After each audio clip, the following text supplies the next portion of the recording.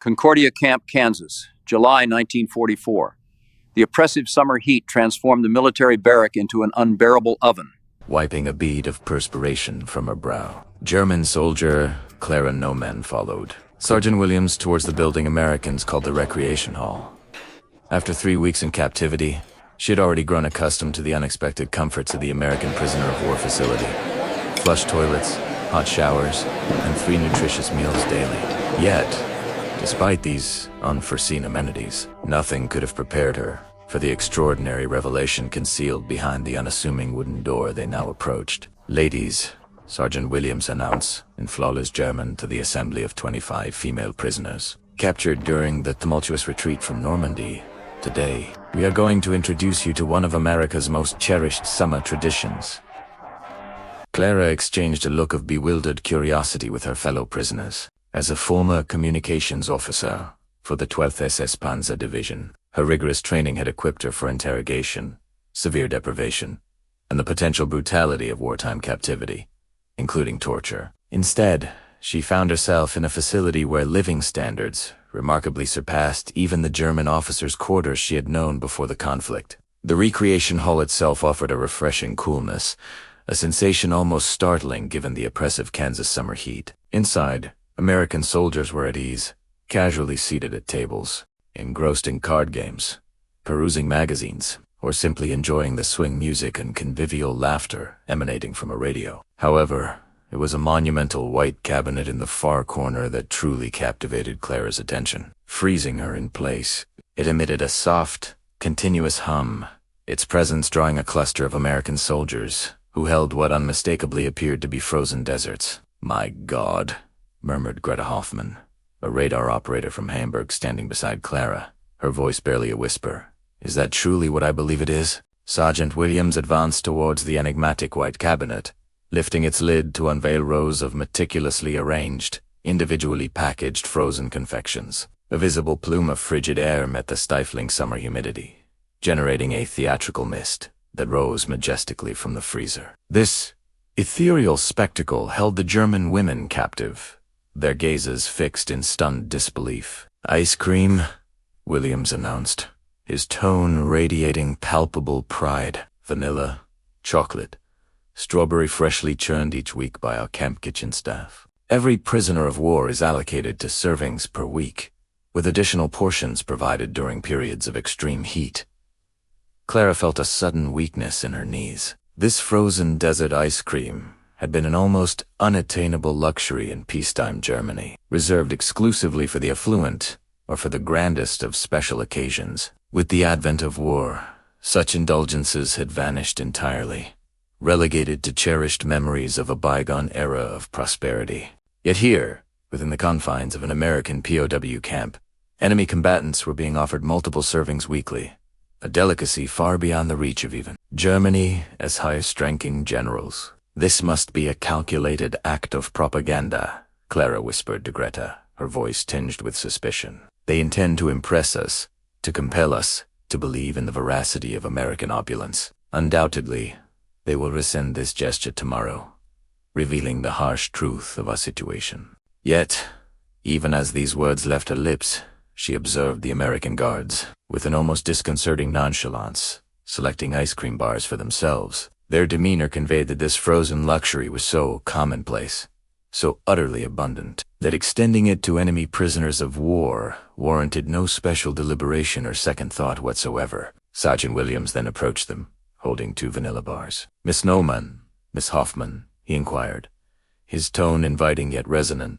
"would you care to sample American ice cream?" The question lingered in the charged air, a profound challenge to every preconceived notion they held regarding the nature of their captivity and the character of their adversaries. The ice cream, exquisitely cold and intensely sweet, surpassed anything Clara had tasted in her 5 years of war. Standing within the recreation hall, clutching the wooden stick, infused with the perfect vanilla essence, she grappled with the profound disparity between the sensory delight of the moment and every indoctrination she had received concerning American POW camps and the supposed barbarity of the enemy.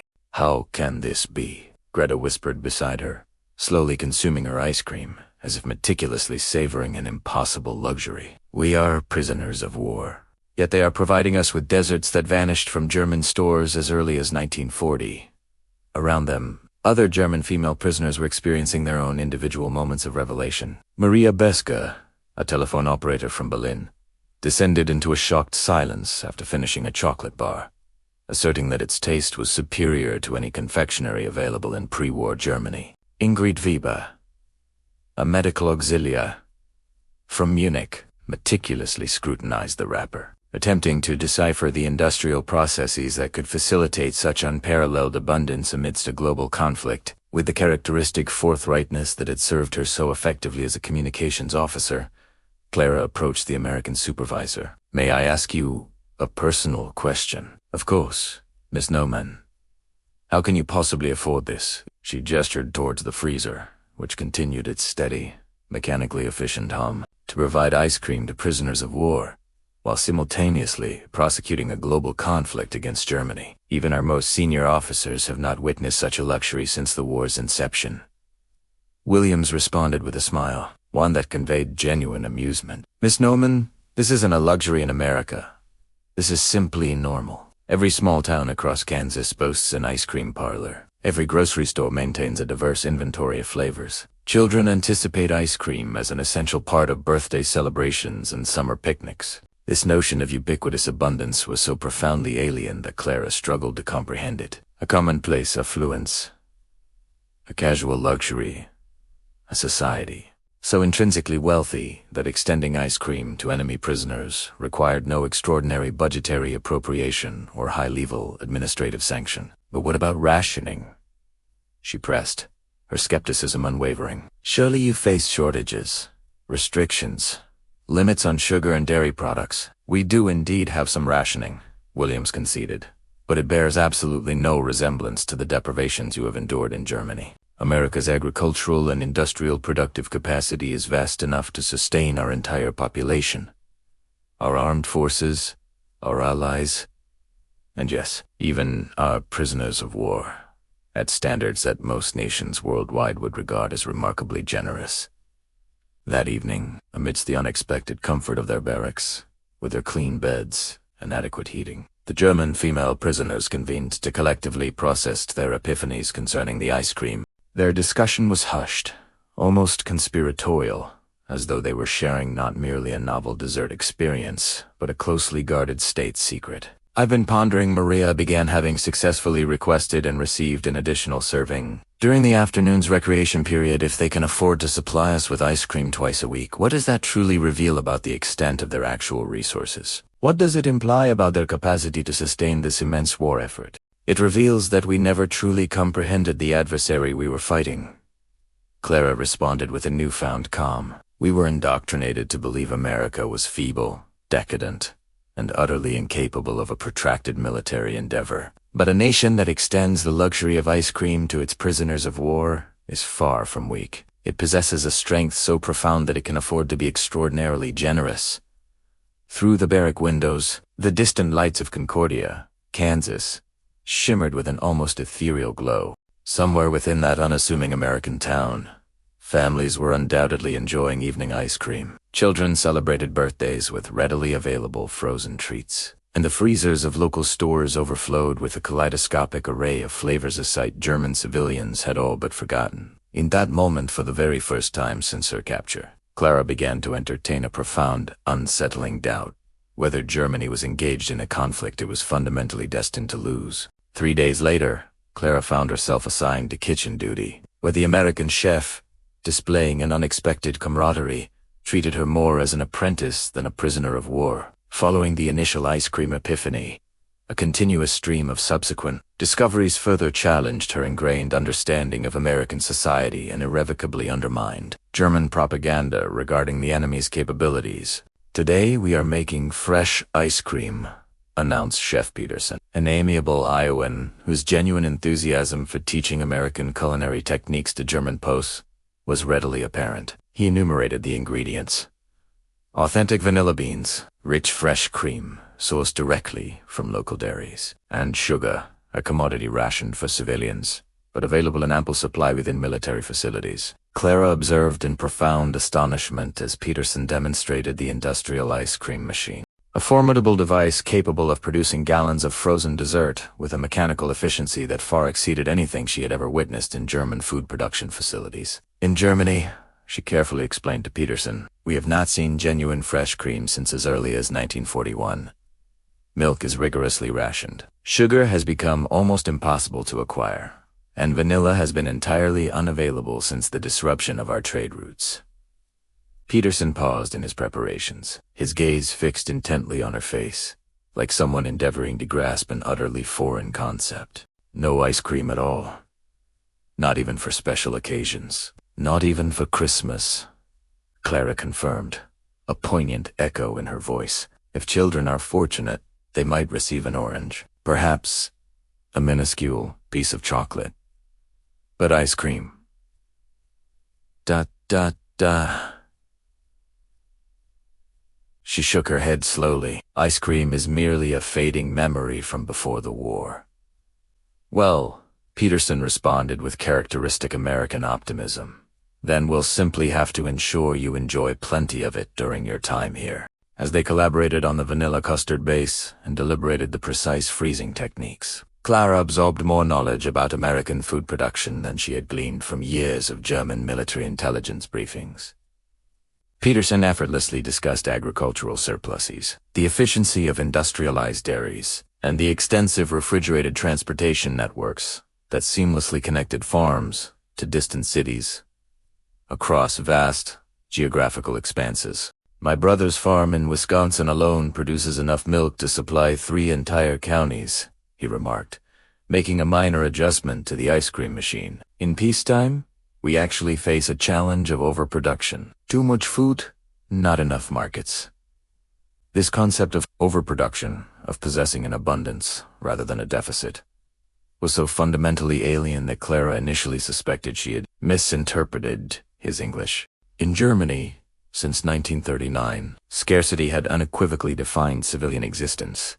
Pervasive rationing, reliance on ersatz substitutes, illicit black market transactions, and a constant, arduous calculation of calories and nutritional intake, merely for survival. Clara, her curiosity piqued by the revelation of such abundance, carefully inquired of Peterson, how much do you understand about the prevailing conditions in Germany? How are German civilians faring amidst this conflict? Peterson's expression sobered, perceptibly. From what intelligence we gather, their situation is exceedingly grim. Food shortages are widespread, bombing campaigns are relentless, and the rationing system makes our own restrictions appear almost generous by comparison. He paused, a weight in his voice. And Miss Noman, this is precisely one of the fundamental reasons we are engaged in this war, so that people across the globe may have ample sustenance and the freedom to indulge in simple pleasures like ice cream, without the constant anguish of where their next meal will originate.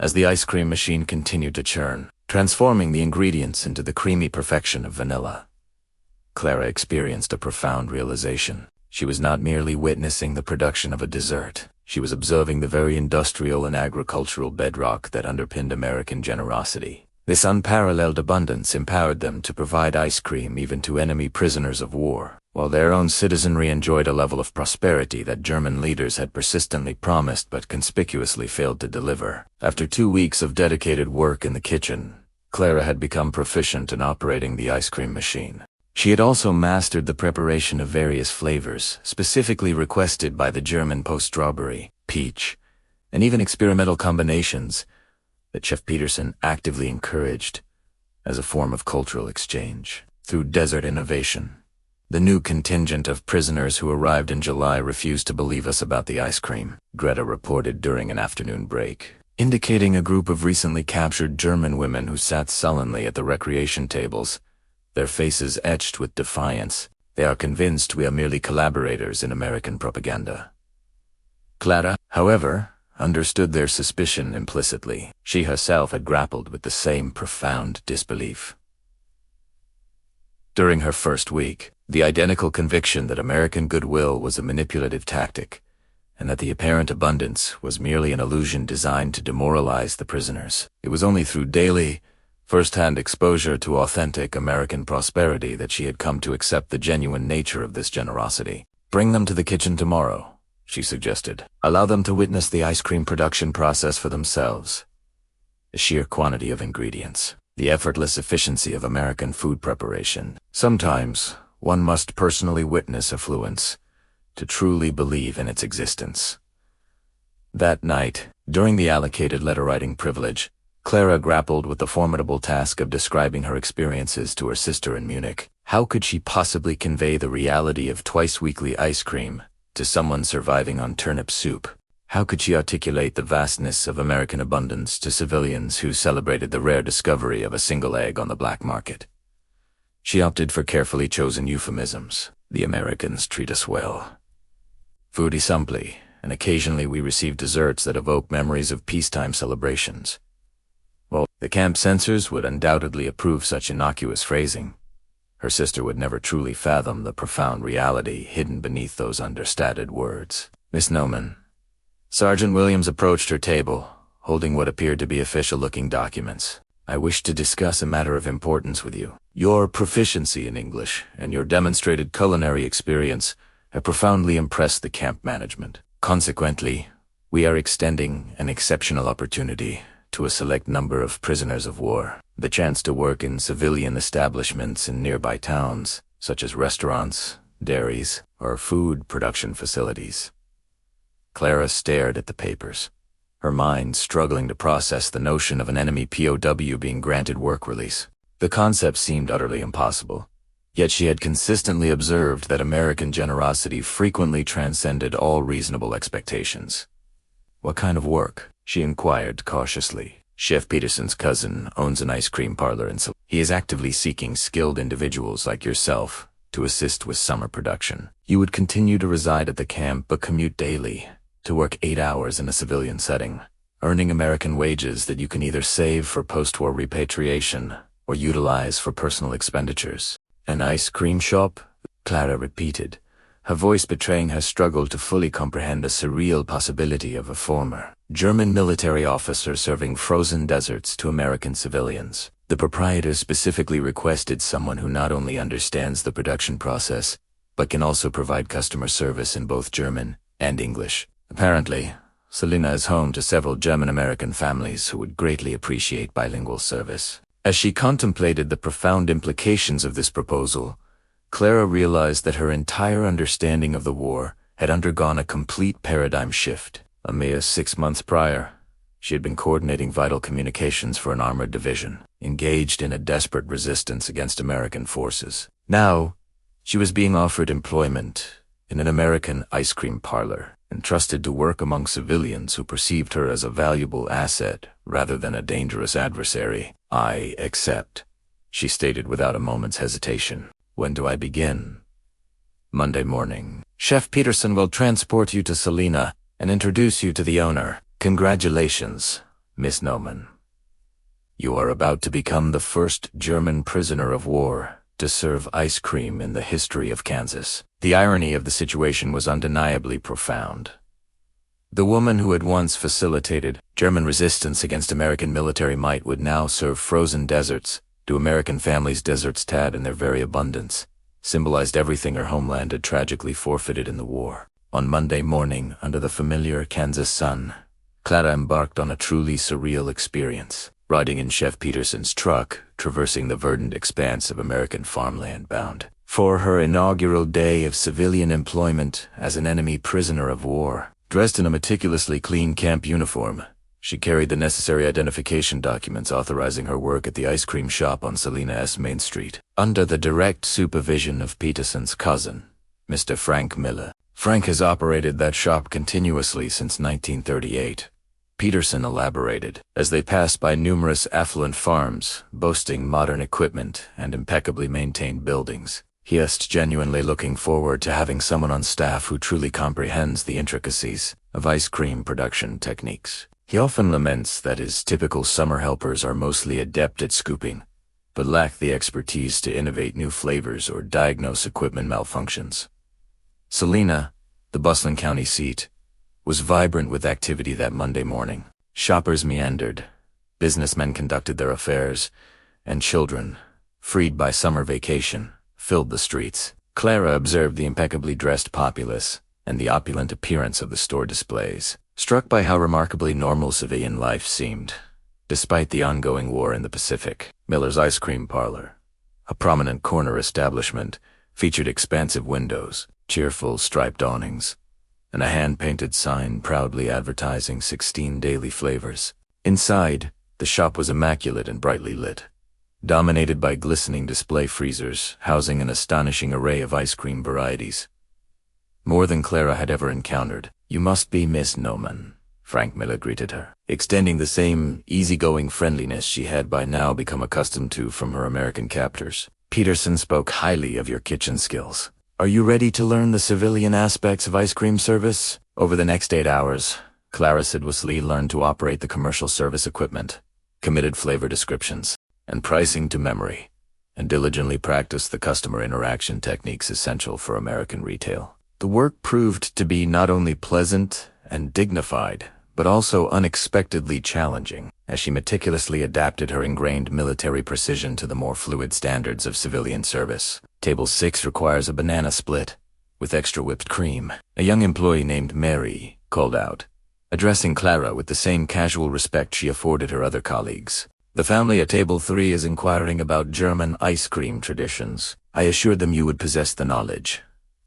As the hours unfolded, Clara found herself serving American families who, while naturally curious about her background, exhibited no discernible hostility towards a former enemy working seamlessly within their community. Children asked about German fairy tales. Parents inquired about European dessert traditions, and older patrons shared nostalgic tales of German immigrants who had settled in Kansas decades past. Miss Noman, Mrs. Patterson, the elderly customer Mary had previously mentioned, inquired, "My grandmother used to prepare something called an ice bum for special occasions. Are you familiar with German frozen desserts?" "Of course," Clara replied, eager to share a positive facet of her cultural heritage. "An ice bum is quite similar to what you might call a baked Alaska. Ice cream is sculpted around a cake base, enveloped in meringue, and then briefly baked. It was exceptionally popular for celebrations before the war. My daughter's birthday party is this weekend. Would you be able to create one? I'm prepared to pay extra for such a special preparation." As Clara agreed to craft a traditional German dessert for an American family's celebration, she recognized that her role had undergone a complete and profound metamorphosis. She had transitioned from an enemy communications officer to an American ice cream server, from an individual who had once fought against these people to someone who now enriched their community with cultural knowledge and skilled service. That evening, during the drive back to camp in Chef Peterson's truck, Clara reflected upon a day that would have been utterly unimaginable during her military career. She had worked alongside American civilians, served their families, and had been regarded as a valued employee, not merely a dangerous prisoner of war. "How was it?" Peterson asked. "Better than I could have possibly hoped," she responded honestly. "Mr. Miller indicated that I could work full-time throughout the summer if I wished. The prospect of continuing to serve ice cream to American families for the ensuing months felt simultaneously surreal and profoundly appealing. It offered a peaceful, productive means to await the war's conclusion, all while making a tangible, positive contribution to a community that had extended to her such unexpected kindness. In August 1945, the monumental news of the atomic bombings and Japan's subsequent surrender reverberated across the globe. Yet, for Clara, the cessation of World War II was marked by the serene, almost commonplace routine of serving ice cream to American families, celebrating the dawn of peace. At Miller's shop, she observed customers receiving the news of victory with a mixture of jubilation and profound relief, sensing that these individuals had never for a moment doubted their ultimate triumph. Miss Noman Frank Miller approached her during a quiet lull in the afternoon. "I wish to discuss your future here. With the war concluding, prisoner repatriation will commence shortly. But if you are genuinely interested in remaining, I would be honored to sponsor your immigration application."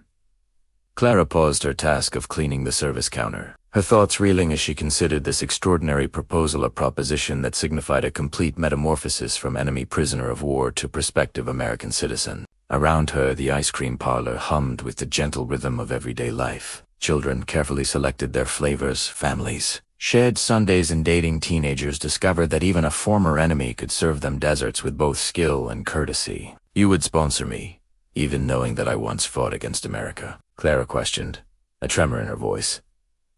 I know that you have served my customers ice cream for 2 months without receiving a single complaint, Miller replied with characteristic pragmatism. I know that you have boosted our German desert sales by 200%, and that you can troubleshoot equipment, malfunctions that even my most experienced regular staff found insurmountable. That, Ms. Noman, is what truly matters now. The profound conversation was abruptly interrupted by the arrival of Mrs. Patterson and her daughter's birthday party. 12 eager children anticipated the German ice boom.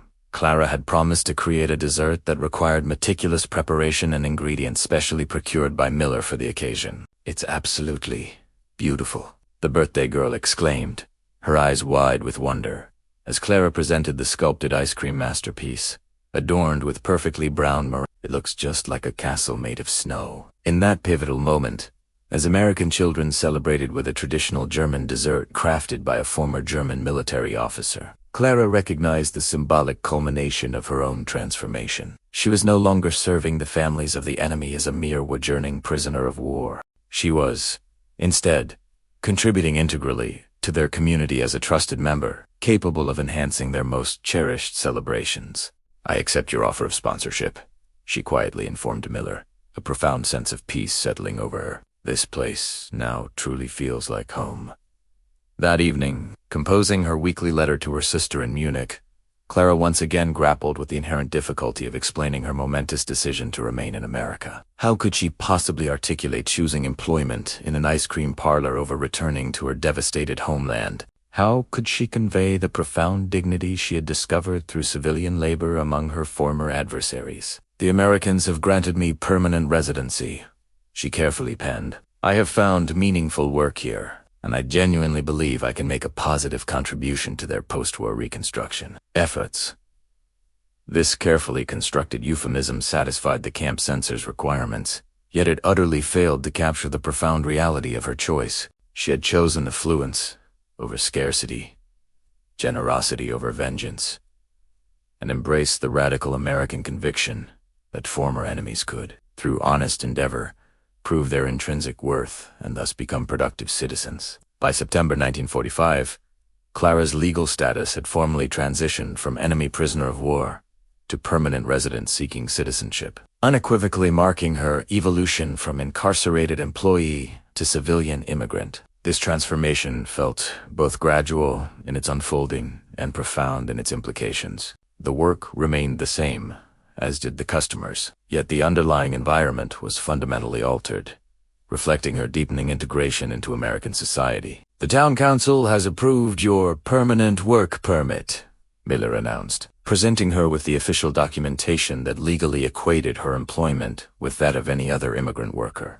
You are now officially our chief ice cream expert, complete with a full civilian salary and benefits. The title itself elicited a quiet amusement from a woman soldier in the German Wehrmacht to the chief ice cream expert of Kansas. Yet, this new occupation fulfilled her in ways that military service never could. Crafting frozen desserts brought joy rather than destruction, serving families rather than political ideologies, and contributing to community prosperity rather than national conquest. Miss No, exclaimed young Bobby Patterson, Mrs. Patterson's son, and now a regular customer. Can you teach me how to make a real German chocolate ice cream? Mom says you know all about European recipes. As she meticulously demonstrated to Bobby the intricate techniques for tempering chocolate and crafting a smooth custard base, Clara recognized a profound shift. She was transmitting cultural knowledge to American children who would henceforth associate German traditions with fondness rather than fear. This next generation would link German heritage with delectable desserts, not military conflict. Your English sounds completely American now, observed her teenage colleague Mary, with whom Clara had developed a genuine camaraderie over the months. Sometimes I even forget you weren't born here. This simple statement resonated with Clara more deeply than any military commendation. It signified true belonging within a community that had chosen to wholeheartedly embrace her existence rather than merely tolerate it. That afternoon, an unexpected visitor arrived. Sergeant Williams, who was preparing for his military discharge and return to civilian life. He ordered a chocolate sundae and settled at the counter, allowing them a measure of privacy for their conversation. How do you feel about the choices you've made? He inquired directly. Grateful. Clara responded with unreserved honesty. Just 6 months ago, I anticipated either brutal imprisonment or death. Instead, I encountered people who demonstrated what a truly dignified victory entails. Do you harbor any regrets about not returning to Germany? Williams probed further. Clara considered the question as she expertly prepared his order. I regret the war itself, which necessitated these choices, but I do not regret choosing to remain here, among individuals who, through their unwavering patience, profound kindness, and a steadfast willingness to judge a person by their actions, rather than their past, have offered me a new life. Williams nodded thoughtfully. You've become very Americanized. Perhaps I have, she conceded, a hint of surprise in her own voice at the veracity of her statement. As he departed the shop, Clara realized her metamorphosis was complete. She no longer perceived herself as a German woman working in America. Instead, she felt she was an American who happened to be born in Germany, an individual whose identity had been fundamentally reshaped by a society generous enough to extend ice cream to its prisoners of war and citizenship to its former enemies. The narrative now advanced to Christmas 1948. 3 years later, the echoes of war had long faded. Clara Miller, now married to Frank's nephew, David, with news of their wedding gracing the front page of the Salina Daily, stood behind the counter of what had been proudly renamed Miller's German-American ice cream shop. She meticulously crafted holiday flavors, a harmonious fusion of cherished European traditions and popular Kansas preferences. Mommy Clara, her adopted daughter, Susan, burst through the shop door, clutching homework questions about European geography. Can you help me understand why Germany was divided after the war? As Clara assisted Susan with her assignment concerning her homeland's post-war occupation, she reflected on her profound and complete integration into American life. The woman who had once coordinated military communications for the German Wehrmacht now orchestrated the production of holiday ice cream for the families of Salina families who had wholeheartedly embraced her as a permanent and cherished member of their community. Mrs. Miller, inquired the elderly Mr. Thompson, a loyal patron since Clara's days as a prisoner. Would you be able to prepare that special German Christmas ice cream again? The one with the notes of cinnamon and authentic vanilla that so vividly recalls my grandmother's pies. Of course, she responded with a warm smile, delighted that her European cultural heritage continued to enrich rather than threaten the local culture. It will be ready by tomorrow. Through the storefront window, she observed Main Street, aglow with festive Christmas lights and garlands, sparkling against the crisp Kansas winter air. American prosperity had only burgeoned since the war's conclusion, and the very abundance she had first discovered as a prisoner of war had now become the bedrock of her own family's success. Any regrets? Greta asked, arriving for their customary weekly coffee. Greta, now married to a local farmer, efficiently managed the county's most productive dairy farm. Regrets about what? Clara replied, though she perfectly understood the unspoken question. About choosing ice cream over your homeland. Clara smiled, providing the familiar answer to a question they had posed to each other countless times over the years. I did not choose ice cream over Germany, Greta. I chose to align myself with the people who extend ice cream to their prisoners, who offer citizenship to their former enemies, and who fundamentally judge individuals by their character, not their nationality. That night, as she meticulously prepared the ice cream shop for the anticipated holiday rush, Clara reflected on her extraordinary journey, from enemy prisoner of war to proud American citizen. The ice cream, which had initially symbolized the seemingly impossible American opulence, had now evolved into her profession, her tangible contribution to the community that had bestowed upon her a new identity and a profound sense of purpose. Even our generals never had this, she murmured, recalling the initial shock of encountering the camp freezer. But now, she understood that the true revelation had never been about the ice cream itself. It was about discovering a society so inherently confident in its foundational values that it could afford to be profoundly generous, even to those who had once stood as its adversaries. As she locked the shop door and walked home along the street, where Christmas lights cast a warm glow upon the snow-covered sidewalk, Clara recognized that the once unbelievable richness had become the very bedrock of her American dream. Each day, as she served ice cream to the families who had embraced her as their own, she was reminded of that first moment of incredulity, The moment she could unconceive that enemies could be trusted with such a luxury. And through that experience, she had discovered that the trust engendered by freedom could forge a loyalty that force could never command. In that unassuming Kansas town, former enemies had become family, and the sweetest victory of all was the daily affirmation that kindness could indeed triumph over conquest, generosity over hatred, and that sometimes the most powerful weapon was simply a freezer full of ice cream, shared without reservation.